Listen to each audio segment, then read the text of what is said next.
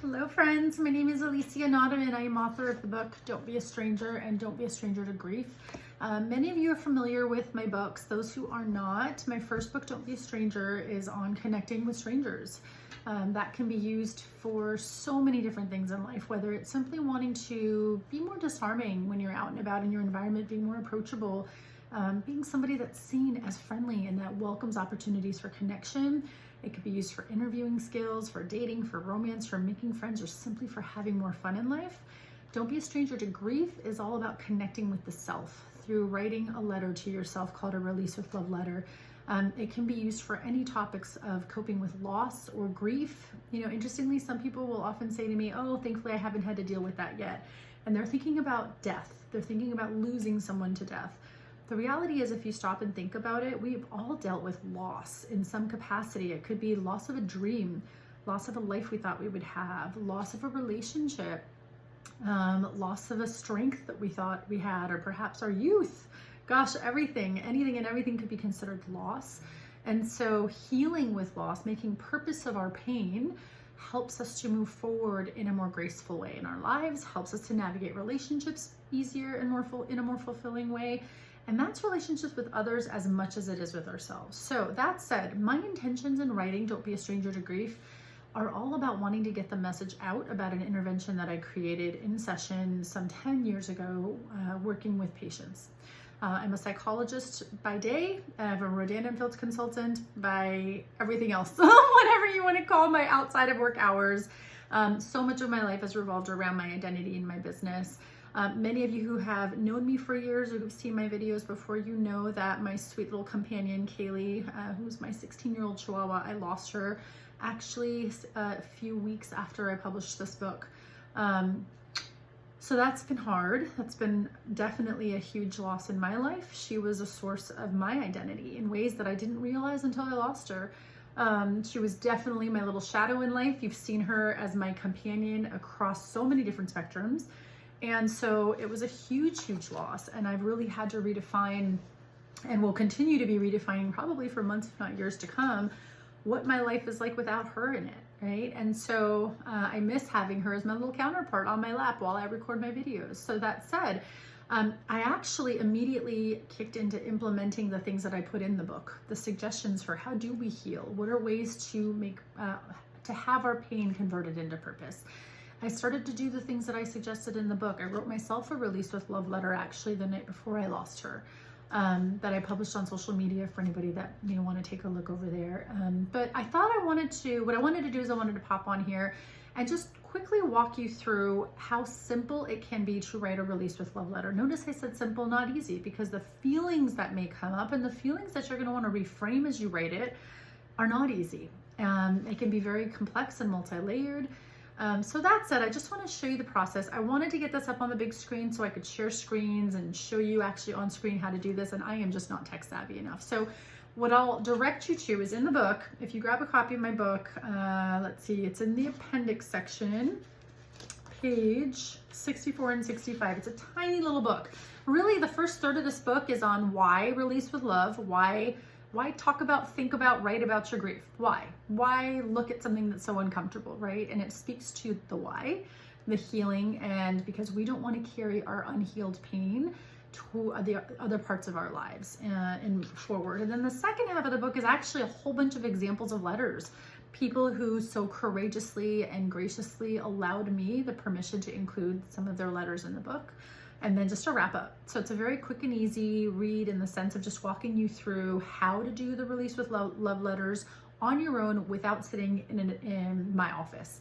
So that's really what this book is about, as it's making it accessible to the public. So you'll notice there is a annotated version of the Release with Love letter on page 64. And this one gives you prompts like, here's what you want to write each line, and here's a couple little, suggestions. And then this is literally the frame of the Release with Love letter on the next page. So if you take away all the little hints, this is it. It's so simple, and that's what I mean, and it walks you through how to write it. So I'm going to talk you through a letter to my little baby. So again, you don't have this on screen, but I'm going to walk you through the prompt. So I'm going to write, Dear Kaylee. That's my dog that's passed. Dear Kaylee, what I miss about you most is your playfulness. I miss your energy. And by the way, the prompt is simply what I miss about you most. And then the other person, if you're writing this with somebody, or if it's you, you finish it yourself. It helps if you're writing the letter with somebody as your scribe. That way you don't have to worry about writing at the same time. The person can just type or write whatever you say. So you'll just want to respond thoughtfully, slowly, deliberately, and you want to stay positively focused. There's a lot more hints in the book that I won't get into in this letter. In this video, but I do just want to give you a sense of how the letter can sound when it's done. So again, what I miss about you most is your playfulness. I miss your presence in my home. No corner of my house feels the same without you. Your love will forever be palpable. And that's it, that's that section. Now you can write these letters over and over and over and over again and have it turn out differently each time. And that is the beauty of the Release with Love letter, is the letter evolves as you evolve and reach other levels of healing. So I encourage you to write letters over and over again over the years to come. All right, what I regret most is not having more time with you and wondering if I did right by you with every decision in the end. I will forever wonder if I did everything I could have to make sure you lived comfortably and fully. That's it for that section. Next section, I wish you were still here. I wish I still had my baby to hold while I do everything in life. My clients miss you. I miss you. Notice I go wherever my heart and brain go with each prompt. The next one, we're already halfway through. I remember you each time I hear that bird fly into the glass window. I remember you each time I see the corner of the kitchen where you'd pull your food out of the bowl so you could eat it on the floor. I could go on and on and on about this, by the way. I remember you each time I look at the stuffed animals on my desk. Each holds a gentle memory of your presence, your love, and the people in my life who loved us both. Loved and love us both. I remember you each time I see or think of another dog. I remember you each time I look at my mother. You brought us so much closer in a way nothing ever before you has. Next section, just for the sake of time again, I could go on. You made me a better person by being a constant source of gentleness, tenderness, and light. You helped bring me out of my shell in ways most people could never understand. You were my sidekick in business and in life. You helped make hard things feel easier. You are a reminder to be gentle with others as well. I will honor you in your memory. That's the final section, basically. I will honor you in your memory by always continuing to post about your legacy and what you enliven in me still today. I will honor you by remembering the gentleness and playfulness in others. I will honor you by continuing to show up in my business on days when it feels hardest, by finding a way to infuse cuteness and playfulness as I would have if you were still around. Thank you for being my best friend and my baby for 16 years. You truly gave my life purpose. The last line of the letter, I release you with love and pray for your peace until we meet again, can be modified based on your belief system, your spiritual system, whatever that ends up being. So I'm ready to hear the completed letter. And this is the most amazing part, is invariably, as long as you keep the letter positively focused. What do I mean by that? Even if it's a difficult relationship, the relationship could be difficult, you can still find purpose in it, right? If somebody was hurtful and painful to you, you don't want to say, I'll remember you every time I see an awful human being or every time I see violence. You don't want to go there with the letter. Instead, I will remember you each time I see a child's innocence. I will remember you each time maybe you had a relationship to oranges. I see an orange, right? I mean, we could go all over the place with this one. And you made me a better person by reminding me of the type of parent I want to be to my child. Could be a loving, purpose-driven way to avoid saying something negative and to focus instead on affirming who you want to be, which might be the opposite of what you experienced. Okay, so here's my completed letter. This is the release with love letter to Kaylee. Dear Kaylee, what I miss most about you is your playfulness. I miss your presence in my home. No corner of my house feels the same without you. Your love will forever be palpable. What I regret most is not having more time with you and wondering if I did right by you with every decision in the end. I will forever wonder if I did everything I could have to make sure you lived comfortably and fully.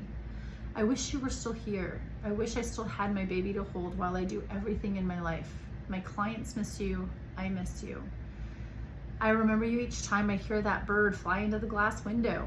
Guys, every single day for over a week, that bird would fly into the window and it eventually stopped. But then the other day I was thinking, I haven't heard that bird in a while. And all of a sudden, within 24 hours, it was back. I remember you each time I see the corner of the kitchen where you'd pull food out of the bowl so you could eat it on the floor. I remember you each time I look at the stuffed animals on my desk. Each holds a gentle memory of your presence, your life, and the people in my life who loved and love us both. I remember you each time I see or think of another dog. I remember you each time I look at my mother. You brought us so much closer in a way nothing ever before you has. You made me a better person by being a constant source of gentleness, tenderness, and light. You helped bring me out of my shell in ways most people could never understand. You were my sidekick in business and in life.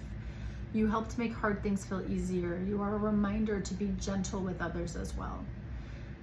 Kaylee, I will honor you in your memory by always continuing to post about your legacy and what you enliven in me still today. I will honor you by remembering the gentleness and playfulness in others. I will honor you by continuing to show up in my business on days when it feels hardest, by finding a way to infuse cuteness and playfulness as I would have if you were still here. Thank you for being my best friend and my baby for 16 years. You truly gave my life purpose. I release you with love and pray for your peace until we meet again. Love, your mama. And the last question I'll typically ask before finalizing these letters is there anything you wish you would have added? Is there anything else you'd like to change before it's considered complete? And you know what I would add is I would probably add a line saying, I will make sure that your life and passing will never have been in vain. You will never be forgotten. Because, you know, as much as I post, I created a pause and purpose series that I post to social media on my Facebook world that I try to do about every 10 days or every other week or so. And I'm sure fiddle with like the timing of it over the years to come. But while to outside world, that might seem like, boy, she's like some unstable dog mom. Who knows? I don't know what people think. For me, it's been incredibly impactful in my healing, right? To keep me positively focused on the blessing that I had for 16 years in my life and making sure that I never forget what that has felt like and how blessed I was and how fortunate I was. So anyway, I hope that's helpful, and I hope others can take even just kind of the verbal prompts you heard me go through to write your own letter. And sometimes you're writing the letter to you. You might be writing it to a younger version of you, a version of you before things in life changed a certain way. You might write a letter to yourself at different ages.